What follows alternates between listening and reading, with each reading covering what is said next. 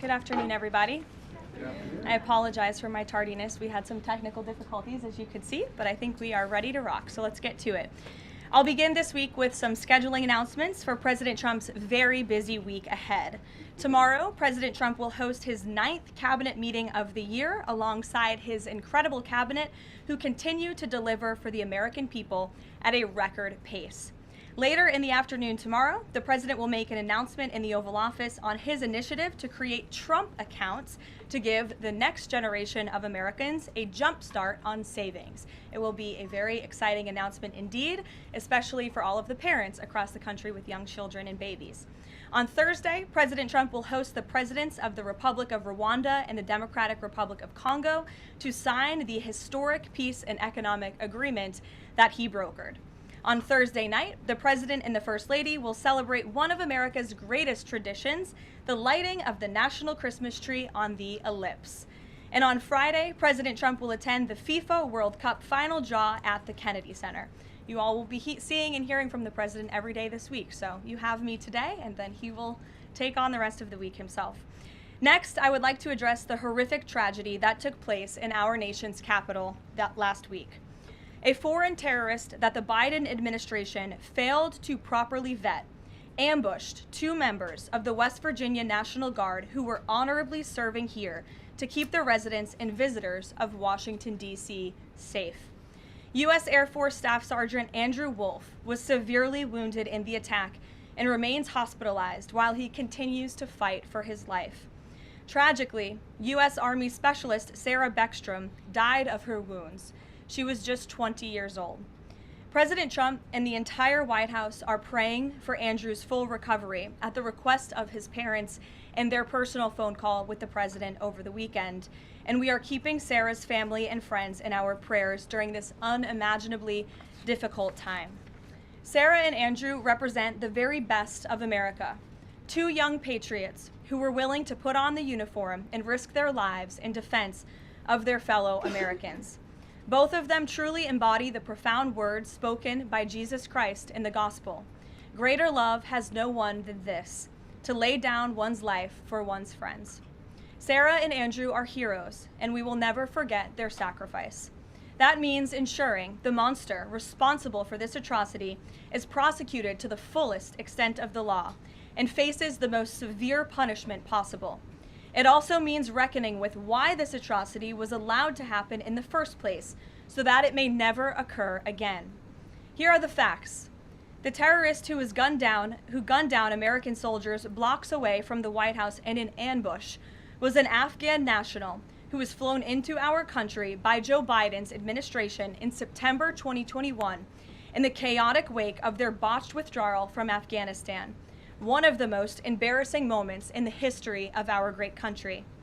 Joe Biden's historic failure in Afghanistan continues to haunt this country and our men and women in uniform.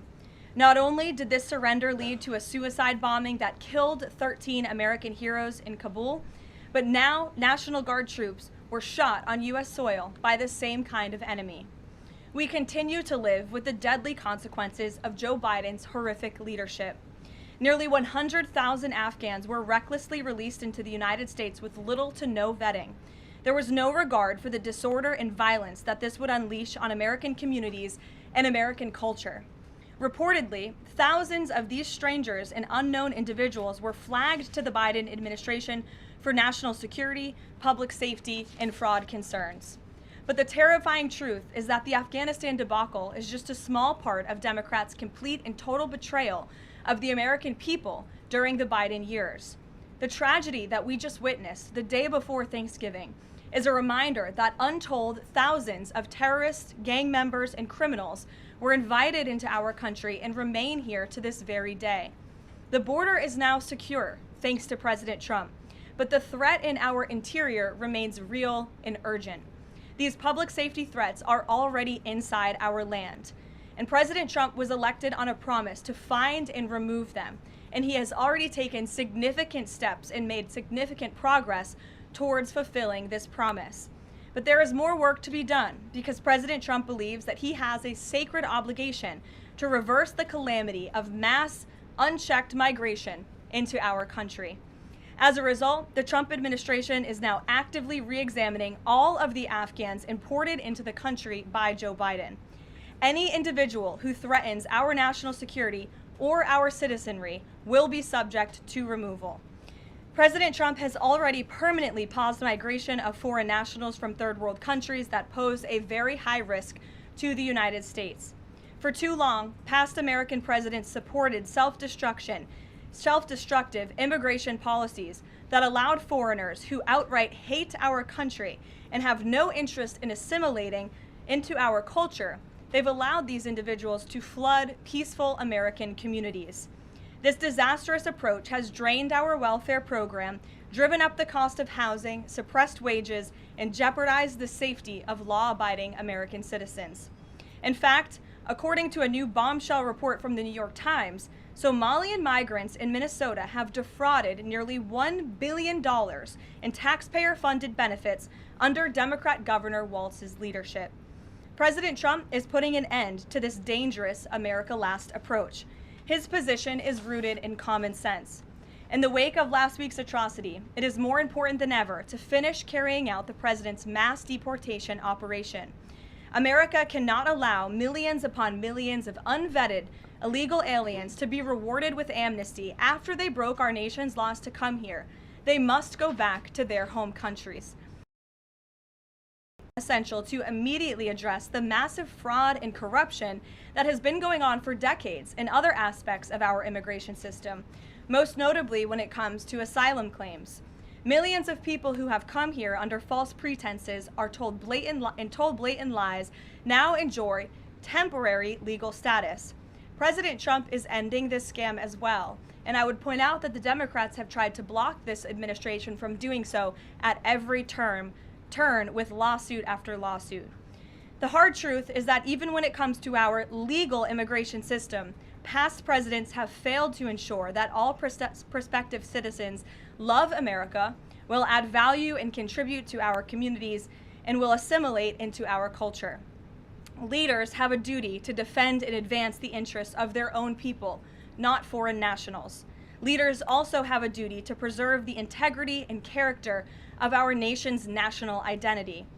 That is why President Trump is more committed than ever to fully restoring American sovereignty by keeping our borders secure, removing all illegal alien invaders, and rebuilding a legal immigration system that makes sense and benefits our country. President Trump has no higher responsibility than to defend our homeland and our people, and he will never waver in doing so. With that, I will open it up to questions, and we'll lead today with Isabel Brown, who is in our new media seat. She's a very popular face on television these days. She's built a great independent media podcast and platform with the Daily Wire, and I appreciate your being here, Isabel. Thank you for being Karoline, appreciate it and appreciate the briefing.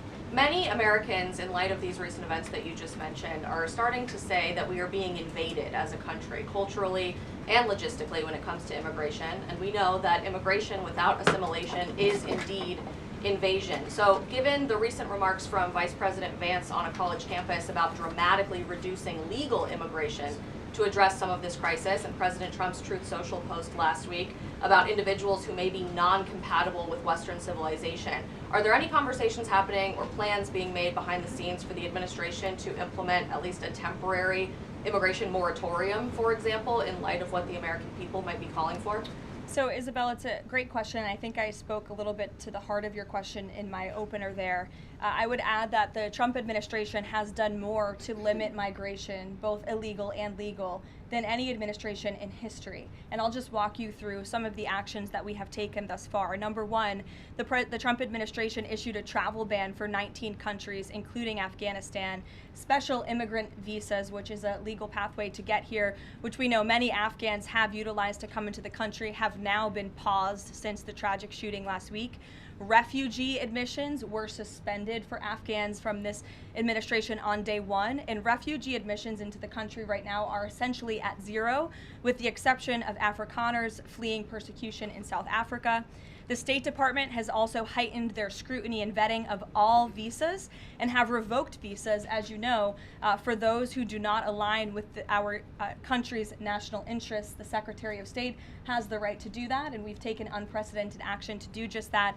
We are also now pausing all asylum adjudications for additional vetting as well. And so additional actions I don't have to read out for you today, but I would just remark that the president has made tremendous progress on this front, and it's why it's so crucial that we not only secure the borders, which the president did in record time. We have 0 illegal aliens entering into the country month after month, but we also are taking a look at those who are already in the interior of our country and removing them if they are here illegally, and also taking a look at these visas. Again, having a visa in the United States is not a right, it is a privilege. And the Secretary of State, if you are deemed contrary to our country's foreign national interests, has the right to revoke that privilege. Thank you. Gabe. Thank you, Caroline.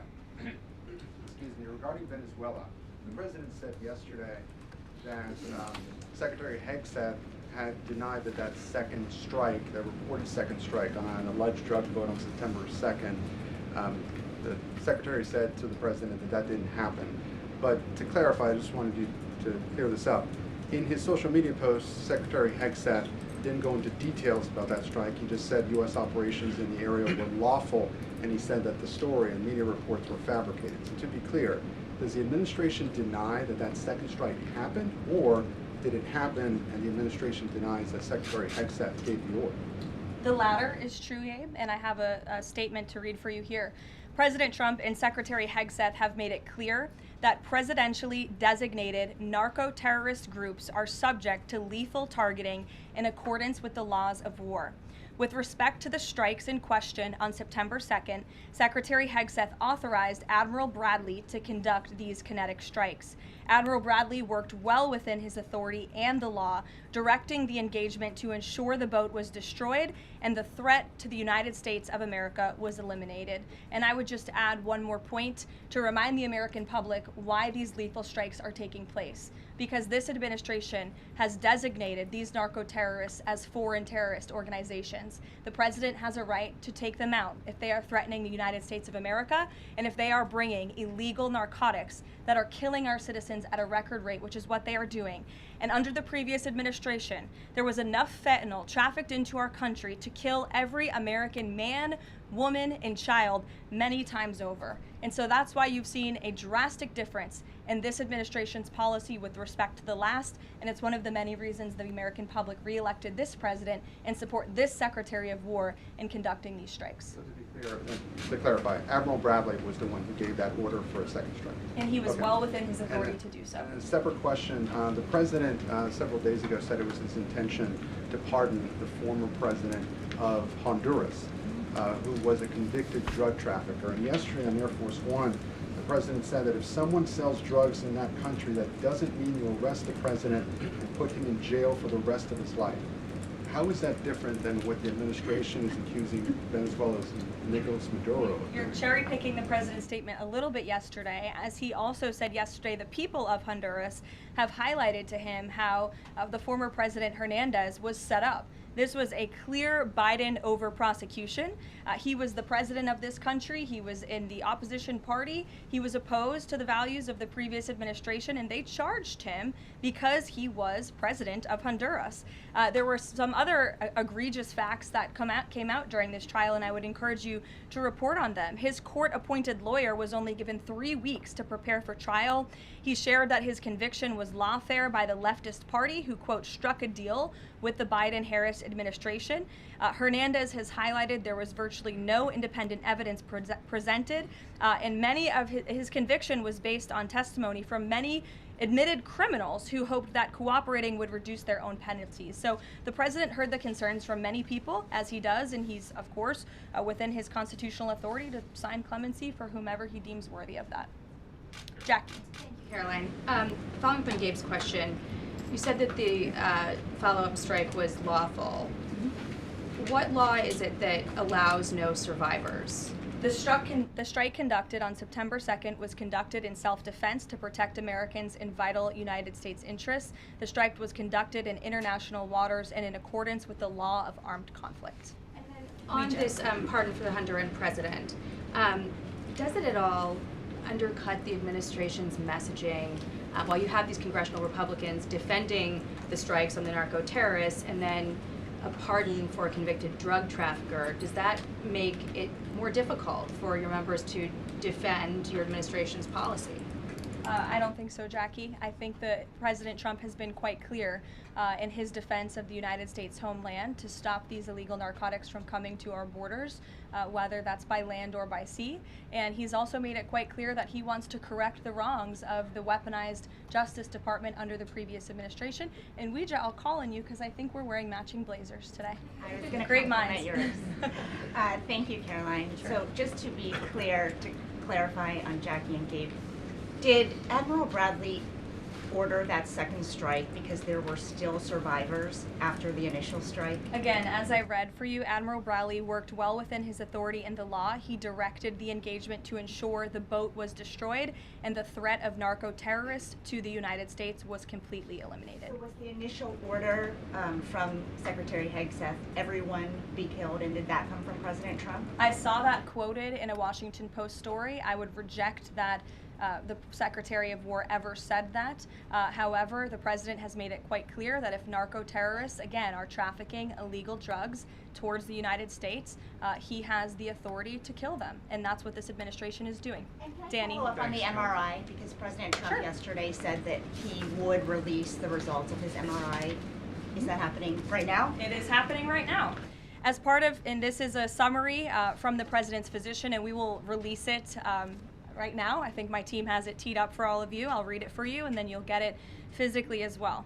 As part of President Trump's comprehensive executive physical, advanced imaging was performed because men in his age group benefit from a thorough evaluation of cardiovascular and abdominal health. The purpose of this imaging is preventative, to identify any issues early, confirm overall health, and ensure the president maintains long-term vitality and function. President Trump's cardiovascular imaging was perfectly normal. No evidence of arterial narrowing impairing blood flow or abnormalities in the heart or major vessels. The heart chambers are normal in size, the vessel walls appear smooth and healthy, and there are no signs of inflammation or clotting. Overall, his cardiovascular system shows excellent health. His abdominal imaging is also perfectly normal. All major organs appear very healthy and well perfused. Everything evaluated is functioning within normal limits with no acute or chronic concerns.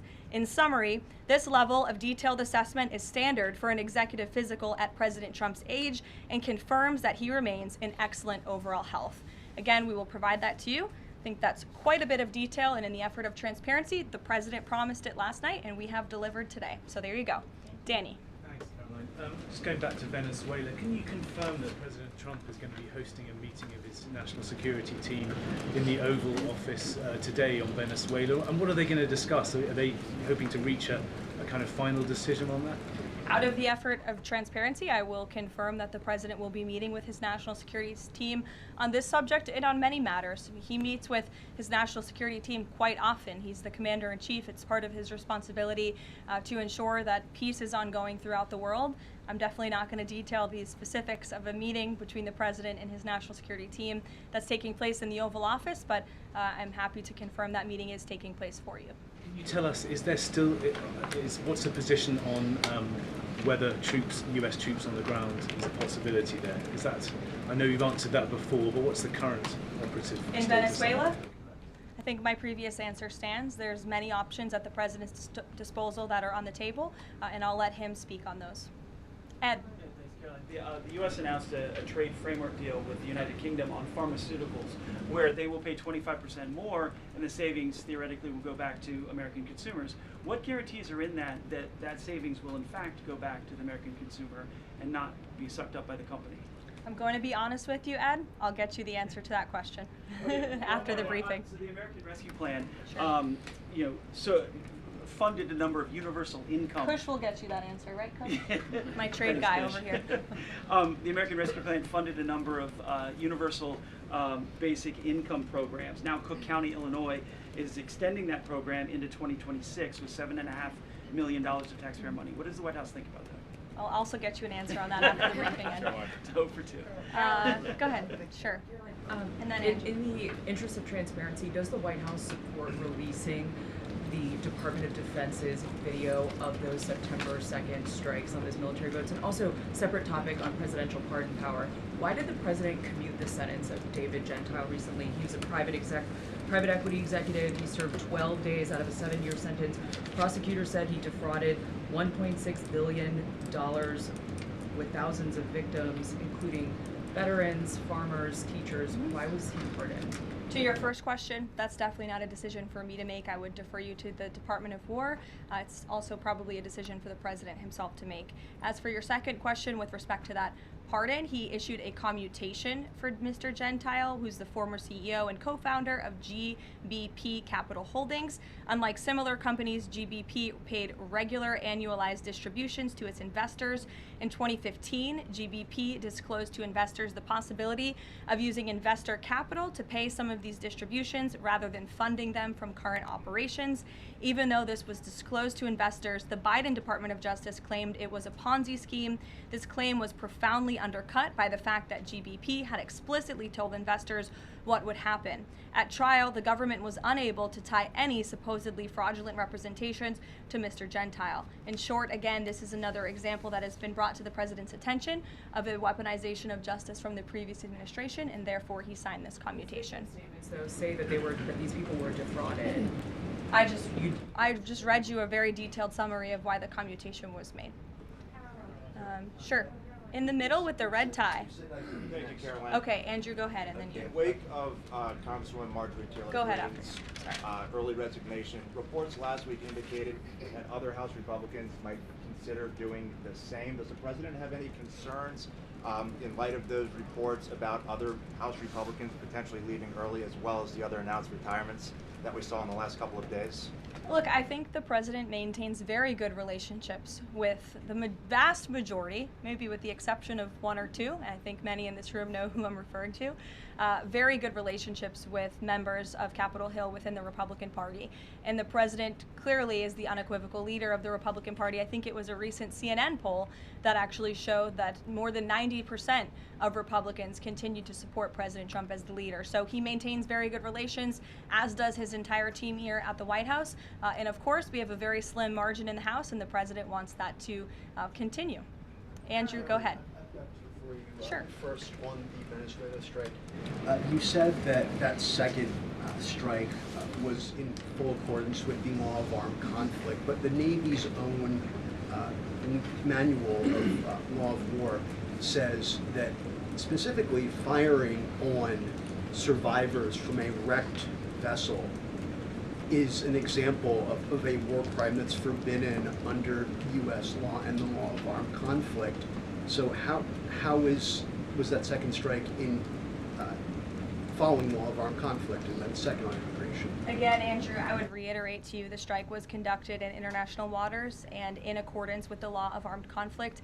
And since somebody asked about Congress, and it's sort of related to Venezuela, I also want to add that Secretary Hegseth spoke with members of Congress who may have expressed some concerns over the weekend. And there have also been 13 bipartisan briefings to Congress on the Venezuelan strikes. There have been a number of document reviews for members of Congress to review the classified DOJ Office of Legal Counsel opinion and other related documents. 29 senators and 92 representatives have reviewed those documents, which is about 2/3 of those are Democrat members, and they have been made available to all 100 senators, all 435 members of the House, and to general counsels of the relevant committees on a bipartisan basis for their review. On immigration, during your topper you said, and I quote, "Leaders also have a duty to preserve the integrity and character of our nation's national identity." Can you explain what you mean by our nation's national identity and integrity and character, and how would refugees, people coming from war-torn places who are seeking a safe haven in America, like many of our forebears in this room, not add to our nation's integrity and character of our national identity? I'll tell you what does not add to our nation's character and integrity is refugees who come here under the alleged plight of asylum and fleeing persecution, and then come to the United States to abuse our system and rip off American taxpayers. And as I pointed out, the New York Times, to their credit, it was about 6 months too late, but they did write about how Somali immigrants in Minnesota have been ripping off American taxpayers. In fact, 86 people have been charged in a rampant and widespread fraud scheme spanning multiple programs in Minnesota. Of those 86, 78 of those people are Somali, 91% of them charged. So far, 59 of those people have been convicted for their roles in fraud plots that have stolen $1 billion from taxpayers. In one scheme, and this is egregious, a nonprofit and its affiliates with these Somali migrants claimed to have fed tens of thousands of American children during the pandemic. They were reimbursed for those meals by taxpayers. However, federal prosecutors found that almost all of those meals were never even delivered to hungry children. In fact, those organizations' leaders spent the money on houses, luxury cars, and real estate in Turkey and Kenya. Another scheme involved hundreds of organizations who were reimbursed for services that were supposed to help people at risk of homelessness. Once again, those services were never provided. All of this has happened under Democrat leadership in a Democrat-run state, where these refugees, these migrants are coming to the United States. They are abusing our system. They are draining our resources that should be going to law-abiding, taxpayer-funded, tax-paying Americans. And this president is not going to put up with it anymore. Rachel. Thank you, Karoline. Just to follow back up on the Washington Post reporting, so much of the concern from Democrats and Republicans is focused on the survivors. Why won't the administration either confirm or deny or reveal whether or not there were survivors after that initial first strike? And what imminent threat would two survivors pose who were clinging presumably to the wreckage of that boat? Again, as I said, I think you guys are sort of not listening fully to the statement I've provided. Admiral Bradley worked well within his authority and the law, directing the engagement to ensure the boat was totally destroyed and the threat to the narco-terrorists to the United States was eliminated. And for any further questions about his thinking, I would defer you to the Department of War. I obviously wasn't in the room for these. Just to follow up, Caroline, just on the administration's policy when it comes to survivors, was there a change in policy after this strike on September 2nd? The Washington Post is reporting that these two survivors were killed after a second strike, but then in October, two people were rescued and returned to Colombia and Ecuador. So was there a decision that was made to handle survivors differently after these strikes? Not to my knowledge, no. Steve. The president confirmed that he spoke to the Venezuelan leader. Are you trying to negotiate his departure? Is there an asylum deal under work? President, as you know, last night on Air Force One, he said, I don't want to comment on that, but I did speak to him in the effort of transparency. So there you go. You got your confirmation. I'll let him speak further if he wishes to on the details of that conversation that took place. Steve Witkoff is headed to Moscow. How close are you to some sort of Ukraine agreement? I think the administration feels very optimistic. Obviously, you've seen, Steve, that the president's entire team, including Special Envoy Witkoff and Secretary Rubio and the Vice President and the President himself, Secretary Hegseth as well, have been working so hard on this effort, and they all really want to see this war come to an end. And so just yesterday, Sunday, I believe that was yesterday, they had very good talks with the Ukrainians in Florida, and now, of course, Special Envoy Witkoff is on his way to Russia. This is sort of the shuttle diplomacy that you've seen from this administration play out, where we speak equally with both sides. We've put points on paper. Those points have been very much refined, but as for the details, I will let the negotiators negotiate, but we do feel quite good, and we're hopeful that this war can finally come to an end. Stephen. Thank you, Caroline. I've got a question about Ukraine and then a clarification about immigration changes that are happening. On Ukraine, President Trump very briefly yesterday said that corruption issues there were not helpful to the peace process following the resignation on Friday of President Zelensky's top aide, Andrei Yermak. We were told from your podium in the prior administration that, quote, there is no indication that there's been any kind of widespread corruption involving U.S. resources in Ukraine. What is the Trump administration's view of corruption issues in the wake of Yermak's resignation, and how is that impacting peace talks? Well, look, I think the president has made it quite clear, as he said last night, corruption is never helpful. And he does not want to see American tax dollars taken advantage of, which is why he has stopped the endless checks that were being written by the previous administration to fund this war. The United States is selling weapons to NATO that are being sent to Ukraine. That's a very different thing than the American people writing blank checks to a war effort very far away. It does not degrade the administration's determination to see this war come to an end, but I think it exemplifies the president's desire to always put the American people and the American taxpayer first. On immigration, you mentioned, or you emphasized that there would be a review of the Afghans who were resettled here under the previous administration. Yes. There's a lot of changes happening right now to asylum and to green card holders. What should the 2 million people with pending asylum claims, or the roughly million people from the 18 other countries of concern, know about what's going on in the review? What's the status of all these other people? They're essentially paused for review, and the Department of Homeland Security is taking this very seriously, because we are not going to allow soldiers like we saw in American streets last week to be gunned down at the hands of these foreign nationals who had the privilege of coming to the United States of America. And unfortunately, this is not the only example of a dangerous Afghan who was let in by Joe Biden, who went on to harm the American people. There was an Afghan national who was let into the country under the Biden administration through Operation Allies Welcome, who shot and wounded 2 Fairfax, Virginia police officers during a routine traffic stop.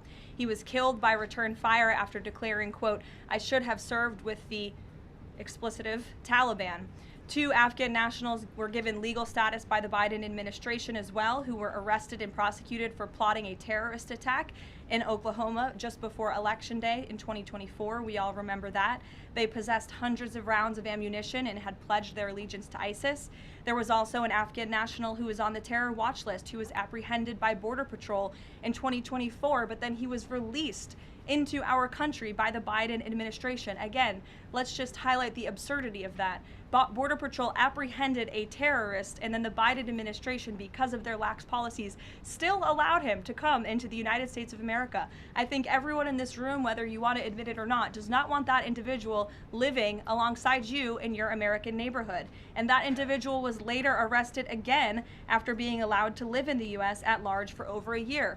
Another one, a criminal illegal alien from Afghanistan, was arrested by ICE in 2025, convicted of second-degree assault, was previously allowed to stay in the country by the Biden administration. I have several more examples here. I'm happy to provide them to anyone in this room. John. Thank you, Caroline. First of all, happy Thanksgiving to Thank you. and your young family. Hope Thank you you. enjoyed it. You too. I have 2 questions unrelated. The first, back to Afghanistan. My son and I walked by the horrific shooting less than 1 hour before it happened. So for anybody that's here, this thing's real. You outlined all of these unvetted Afghans that that were let in by Biden. We just had one the other day that was going to blow up a DHS building.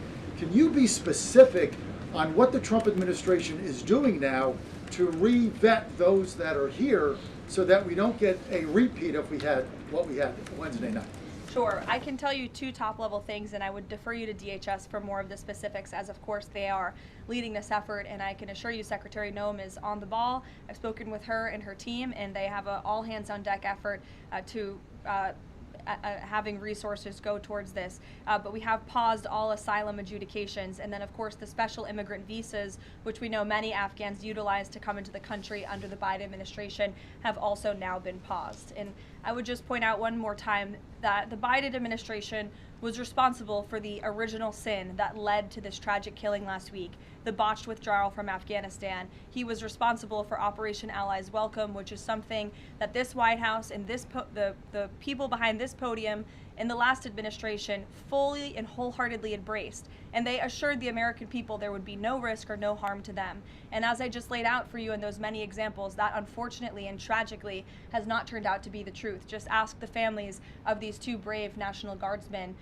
one who is no longer with us and one who continues to fight for his life. So I know the president is wholeheartedly focused on this effort, and I think unfortunately these events do remind us why it's so important that the president's mass deportation operation continues.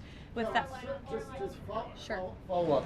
The White House today launched a new fake news portal, which I found interesting.